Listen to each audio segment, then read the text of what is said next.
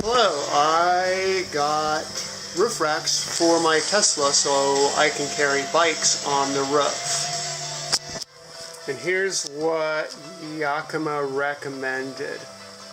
Skyline Towers, 800148, landing pad number 11, 00233, and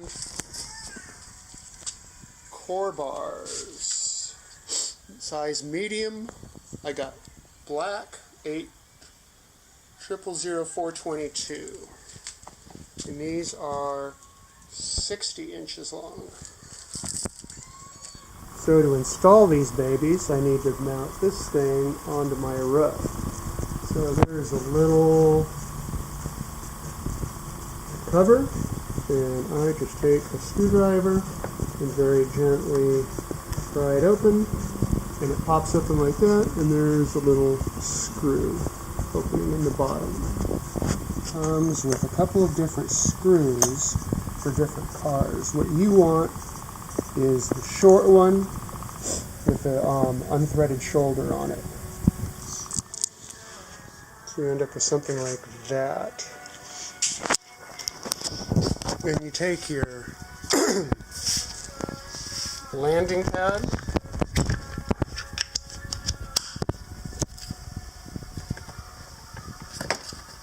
pull that cover off, drop the screw in, and then you put it on the little rubber bumper, and there's some little feet that it goes into. And put it all in place and screw that baby on. Don't tighten it yet. Assembling the crossbars is pretty straightforward. Slide the little airfoil shaped thing over the crossbar. Open up, there's a screw in there. Open that all the way. Then you can access a screw in there. Tighten that screw up all the way.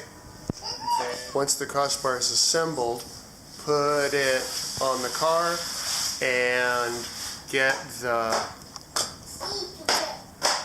crossbar aligned into the tower.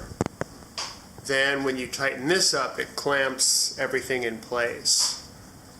Then put the end cap on and snap this baby shut. Once you get the crossbars on, putting the bike rack is pretty easy. Hook on the front, drop it down, pull on the back, line up the back,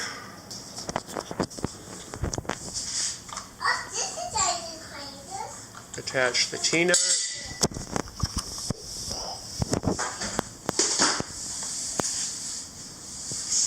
screw this baby on until it's tight.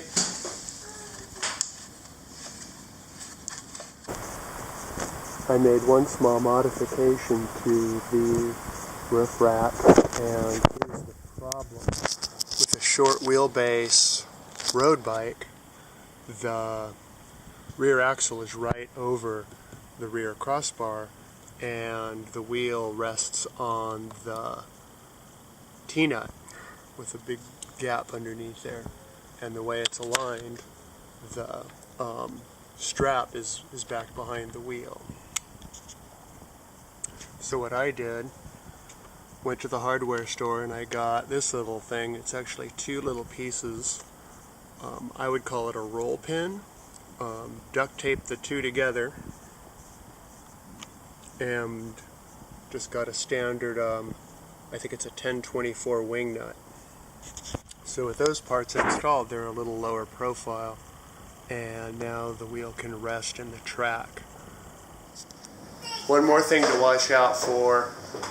One of the first times I took the bike off the roof rack, I was using both hands to loosen the rack, and I dropped my heavy touring bike onto the top of the car.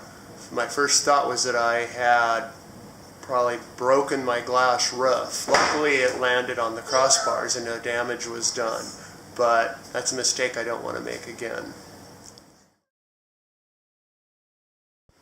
So I've done a couple of long road trips with the bikes on the roof, and here's what I found as far as performance goes. My average since I've had the car has been 322 watts per mile.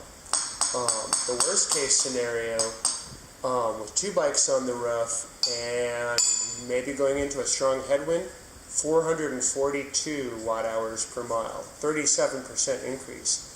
I did a road trip about 140 miles and pretty much drained the battery in that amount of distance. More typically, I did another 600-mile road trip up to Mammoth with just one bike on the roof and 351 watt hours per mile and a 9% increase in power acquired.